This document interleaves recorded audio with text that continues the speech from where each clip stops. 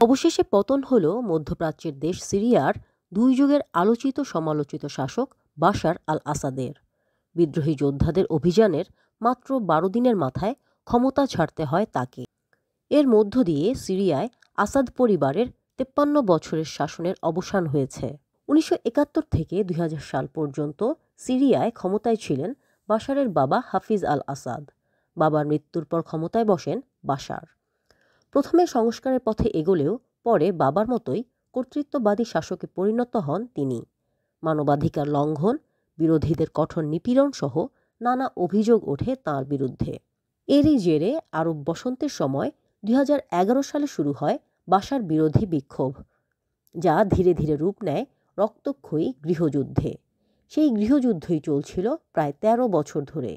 গৃহযুদ্ধের ধারাবাহিকতায় গত 27 নভেম্বর নতুন করে অভিযান শুরু করেন বিদ্রোহী যোদ্ধারা। অভিযানে নেতৃত্ব দেয় বিদ্রোহী গোষ্ঠী হায়াত তাহরির আল শাম HTS। সঙ্গে ছিল ছোট বড় আরও কয়েকটি গোষ্ঠী। অভিযান শুরুর 4 দিনের মাথায় 30 নভেম্বর সিরিয়ার দ্বিতীয় বৃহত্তম শহর আলেপ্পো দখলে নেয় তারা। বিদ্রোহীদের অভিযানের মুখে কৌশলগত বিভিন্ন অবস্থান থেকে একের পর এক পালিয়ে যেতে থাকেন বাশারের সরকারি বাহিনীর সদস্যরা। এ সময় বাশার অবশ্য বিদ্রোহীদের নির্মূল করার হুমকি দিলেও কোনো লাভ হয়নি। বৃহস্পতিবার হামা দখল করে নেন বিদ্রোহী যোদ্ধারা।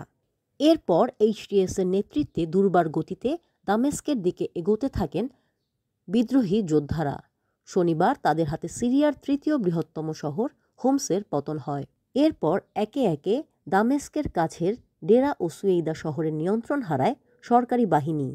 শেষে রোববার দামেস্কে প্রবেশ করেন বিদ্রোহী যোদ্ধারা। ঘোষণা আসে স্বৈরাচারী বাশার পালিয়ে গেছেন। দামেস্ক এরপর পুরোপুরি বিদ্রোহীদের নিয়ন্ত্রণে।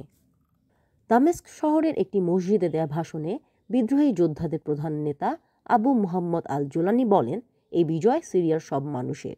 এর আগের এক বিবৃতিতে জোলানি বলেন, ক্ষমতা হস্তান্তরের আগ পর্যন্ত অন্তর্বর্তী দায়িত্বে থাকবেন ক্ষমতাচ্যুত সরকারের প্রধানমন্ত্রী মোহাম্মদ আল জালালি। সামাজিক যোগাযোগ মাধ্যমে দেয়া এক ভিডিও বার্তায় আল জালালি জনগণের বেছে নেয়া যে কোনো নেতৃত্বকে সহায়তা করতে প্রস্তুত বলে জানিয়েছেন। এদিকে বাশার সরকারের পতনের পর রাজধানীর বিভিন্ন স্থানে গুলি, ভাঙচুর ও লুটপাট হয়েছে। এই পরিস্থিতিতে সেখানে কারফিউ জারি করেন বিদ্রোহীরা।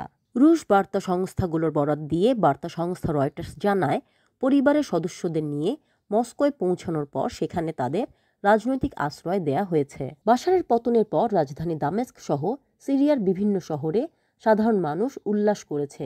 এছাড়াও রাজধানী দামেস্ক সহ অনেক স্থানে বাশারের বাবা হাফিজ আল আসাদের ভাস্কর্য ভেঙে ফেলার ঘটনা ঘটে। হামলা হয় দামেস্কের ইরানের দূতাবাসে। প্রেসিডেন্টের কার্যালয়ে লুটপাট করা হয়। হামলা হয় বাশারের ব্যক্তিগত বাসভবনেও। Amina Lucy, news desk, news Asia TV.